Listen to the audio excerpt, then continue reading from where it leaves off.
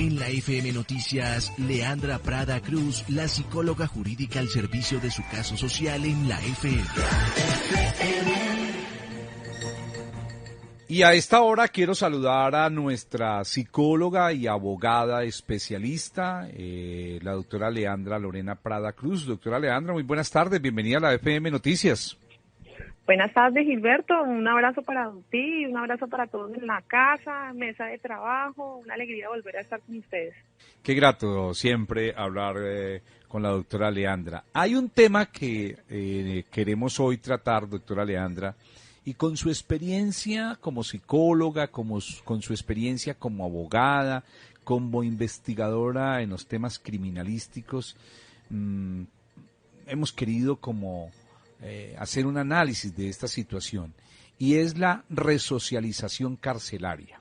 Hace unos días atrás tuvimos la oportunidad de estar en el municipio de Purificación, y allí hablamos con el señor ministro Wilson Ruiz, ministro de Justicia, y el problema de la resocialización, el problema que hay de hacinamiento en las cárceles en Colombia, sigue generando dolores de cabeza. La resocialización no se está cumpliendo. Mucha gente ingresa a las cárceles, hombres y mujeres ingresan allí 10, 12, 15, 20 años cumpliendo una pena. Y al salir de la puerta de esas cárceles le preguntan muchos, ¿y usted qué va a hacer ahora? Y no saben absolutamente nada qué hacer, porque allí de pronto al interior de las cárceles en ese proceso de resocialización ha sido muy mínima la participación, ha sido muy mínima la que les enseñan, o a veces no alcanzan a prepararse bien para poder encontrar en el mundo allá afuera, luego de cumplir una condena, ¿qué hacer?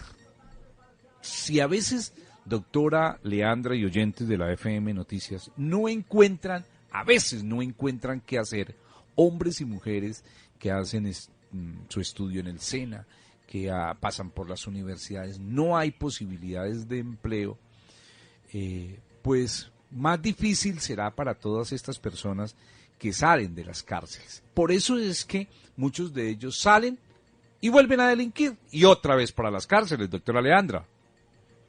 Sí, Gilberto, desafortunadamente el proceso de resocialización en Colombia ha sido muy malo, ha sido pésimo, porque desafortunadamente, reitero, no ha tenido un proceso adecuado. Nos hemos copiado de leyes de España, ¿sí? Donde España sí se resocializan, pero en Colombia no. Desafortunadamente se vuelve un hotel para muchos, entonces cumplen 5 o 6 años, van y delinquen, vuelven, y a veces afirman que es mejor estar en la cárcel que afuera, porque en la cárcel tienen sus comidas, tienen salud, tienen muchas prioridades que no tienen afuera.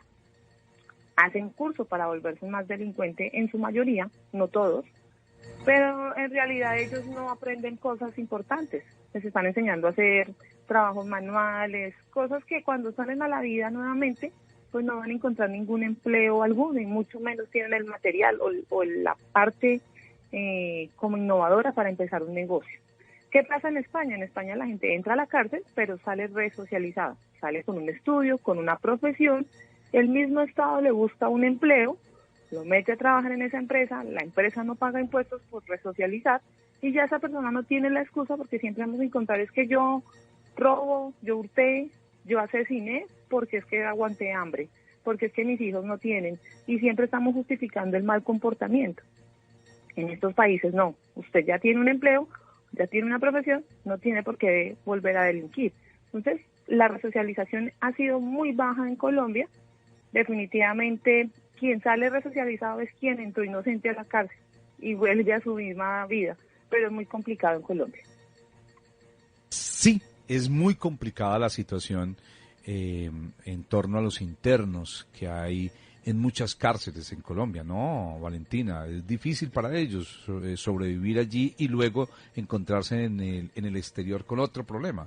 Sí, es demasiado difícil, pero cabe rescatar que también a ellos los apoyan mucho, como decía la doctora, dentro de la cárcel. Ellos tienen sus actividades, tienen manualidades, trabajan también con la madera, y muchos funcionarios les hacen también, por decirlo así, el gasto, les compran todos estos materiales que hacen y se puede decir que al salir de ahí ellos podrían vender, ser independientes y vender de lo que han trabajado y de lo que hacen, ya que pues muy pocas oportunidades para estas personas. Imagínense, si ahorita es complicado y somos, mejor dicho, en Ibagué la mayor tasa de desempleo que hay, ¿cómo será para estas personas que salen con estas condiciones? Entonces eso también hay que tenerlo en cuenta y apoyar a estas personas que se encuentran vendiendo en las calles, porque muchos de esos llevan su trabajo de forma independiente.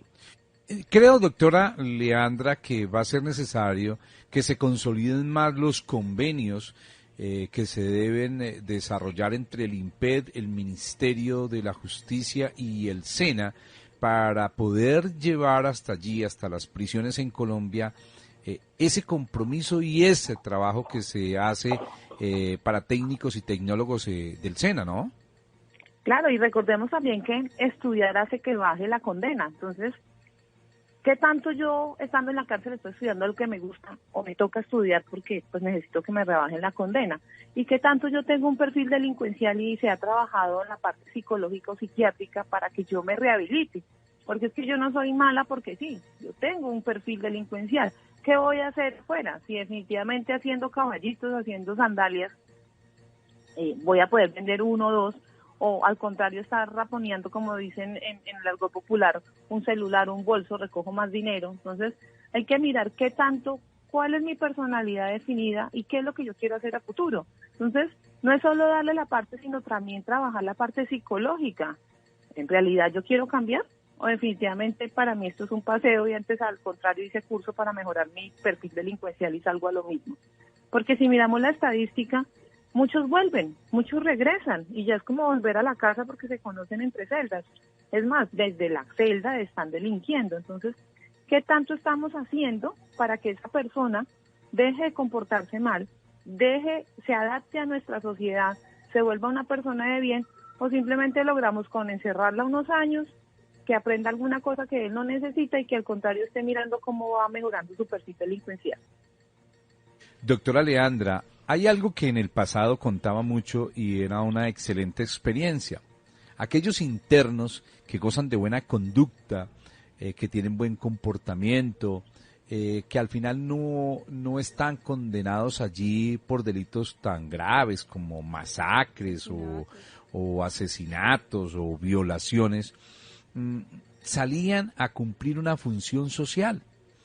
Y esa función social la cumplían abriendo vías, pavimentando vías, arreglando parques, ayudando en algunos municipios en muchos temas importantes, a veces también en las plazas de mercado, en los supermercados, y les contaban ese tiempo de trabajo.